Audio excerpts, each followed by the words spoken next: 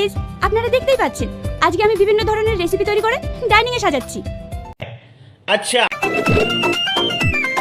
এ কি করছো? আমি আগে ভিডিওটা বানাবো, তারপরে খাবে। सब क्या देखना पड़ रहा है। তুমি কি শুরু করেছো বলো তো? কেন তো পাগলামি করছো?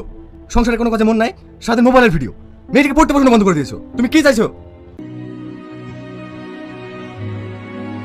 আমি এর আগে যখন ভিডিও করতাম তখন আমার স্বামী নিষেধ করতো, কিন্তু এখন আমার স্বামী আমি যাই করি আমাকে কিচ্ছু বলে না, আর আগের মতো ভালোবাসে না।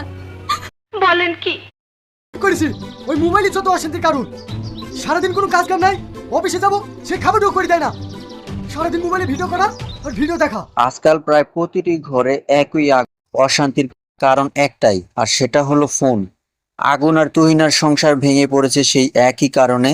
তুহিনা আগে এমন ছিল না, কিন্তু চারপাশের মানুষ যখন রিলস ভিডিও বানায়, নানান ধরনের ভিডিও বানায়, সবাই যখন প্রশংসা করে, তখন তুহিনা ধীরে ধীরে সংসার ভুলে গিয়ে মোবাইলের পিছনে ছুটে, যেন সেও হয়ে উঠবে একজন সেলিব্রিটি।